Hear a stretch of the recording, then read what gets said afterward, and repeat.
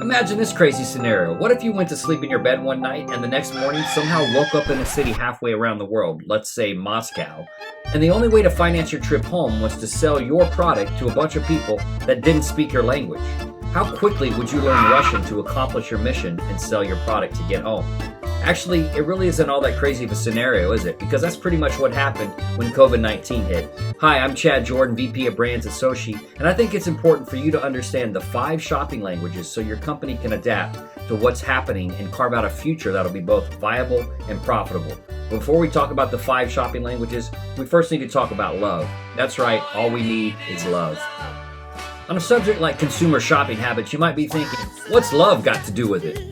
Here's how it relates to shopping. In his popular book, The 5 Love Languages, Gary Chapman explains how important it is for couples to discover their partner's love languages.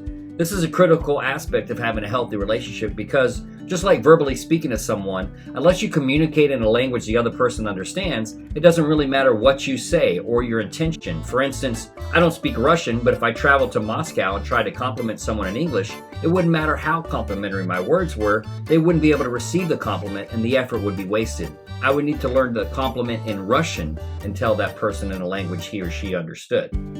That's the premise of the 5 love languages, a theory that everyone communicates and receives love and appreciation in one or more of these 5 ways: gift giving, acts of service, words of encouragement, quality time, and physical touch.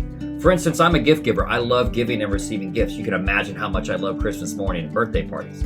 So when I started dating my college sweetheart in the late 90s, I showered her with gifts, flowers, chocolates, coffee deliveries while she studied in the library. That's how I communicated love. But it turns out I was speaking English and she was Russian. Her love languages are quality time and words of encouragement. In other words, she likes when we spend time together and I can tell her how amazing she is. So instead of gifts, I tried to be more intentional with carving out time for just the 2 of us, where we got to encourage one another and begin to build our future together. Needless to say, 20 years and 3 kids later, I'm glad we learned our love languages. And just like there are 5 love languages, I believe there are 5 shopping languages, which I know might seem ridiculous, but think about it. If being able to communicate love and appreciation is important for our personal connections, then being able to recognize your client's shopping languages is important for our customer connections. We can't speak English if all they know is Russian. With that in mind, let's quickly look at the 5 shopping languages, which are bargain hunter, impulse buyer, test driver, thorough researcher, and loyalty member. Now, before I explain the 5 shopping languages, let me address what's probably your number 1 objection. Should an online shopper be one of the 5 languages? In a word, no, because online shopping isn't a language customers speak. It's a continent in the world of shopping. The shopping languages I'll cover can be spoken in any part of that world, online, retail, even B2B. So let's break down the 5 shopping languages to see how they apply to your business. The first shopping language to understand is the bargain hunter. The bargain hunter is the shopper who's always looking for the best deal. Also known as a coupon clipper, this thrifty-minded shopper can only be communicated to with one tactic in mind: how they can pay less than the manufacturer's suggested retail price. The second shopping language is the impulse buyer. Anyone else speak this language? Guilty. You see a product or a service and it grabs your attention and everything in the universe tells you you have to buy it right then and there. Price is less of a factor than desirability. Your want outweighs your need. The third shopping language is the test driver. The test driver is a consumer that needs to get in the vehicle and drive it around before buying. Needs to go to the dressing room and try on every outfit, most of the time more than once, before making a decision. They especially love free trials and can't pass up the opportunity to get something with a 30-day money-back guarantee. But watch out, if you don't speak their language, big mistake. Big, huge. All right, the fourth shopping language is the thorough researcher. Before a purchase is made, this customer will read every review ever written on every review platform, even ones you've never heard of. They'll dig through every blog, comb through every article on every website. Not one to be duped, this consumer hates to return items, so they want to make sure they've made a solid decision before pulling the trigger. Time is less of a factor than feeling like they made a wise decision, and they're often the go-to resources for friends who want an expert's opinion about a product.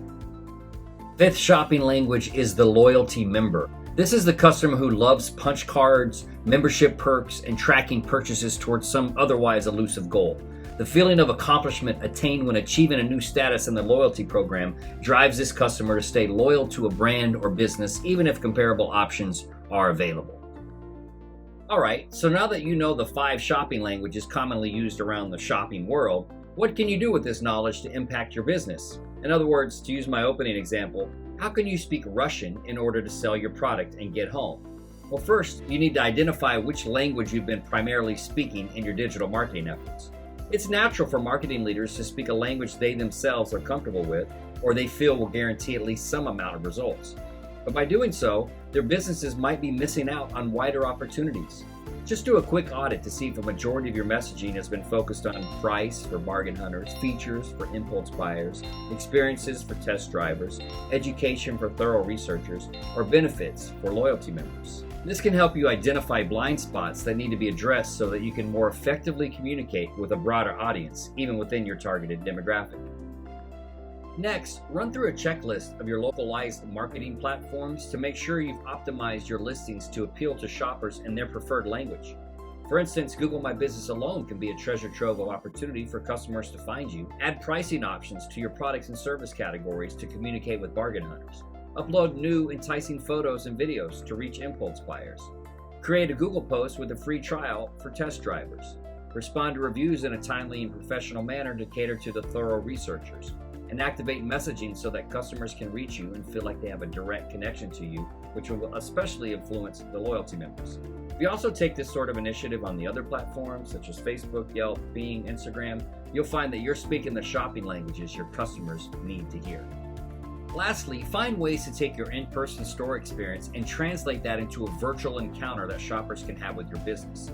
We all know there's no going back to normal. Normal isn't back there behind us. Normal's in front of us. It's ahead of us. So find new ways to speak in a way that your shoppers can understand. Be sensitive to the fact that the test driver probably won't be as comfortable coming into your location to try out your product or service. And think outside the box to deliver that same emotional connection with your business, but in a new way.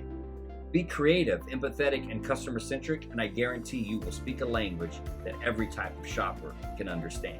If you want your business to recover and flourish in this brave new world, it's going to take great communication skills. You can speak fluently to all of your customers as long as you recognize their languages: bargain hunter, impulse buyer, test driver, thorough researcher, and loyalty member. Now, if you don't mind, I have to go impulsively buy a gift for a friend of mine that I met here in Moscow. Spasiba and das vidanya, comrades.